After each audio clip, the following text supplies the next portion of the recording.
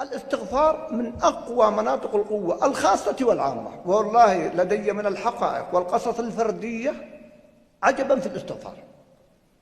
ما الدليل على ذلك؟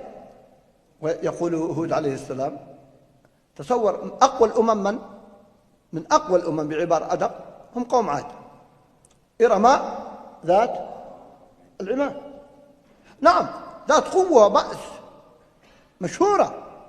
ومع ذلك يقول الله سبحانه وتعالى، يقول لهم هود عليه السلام: ويا قوم استغفروا ربكم ثم توبوا إليه يرسل السماء عليكم مدرارا ويزدكم قوة إلى قوتكم. مع قوتهم الاستغفار يزيد قوتهم،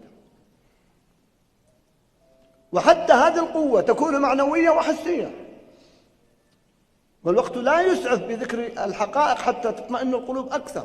أن فقط بالاستغفار يأمن الإنسان ويحقق مراده ويشفى من المرض، وتزيد قوته إذا كان يعاني ضعفا في أي شيء من بدنه أو ماله، في الاستغفار فقط.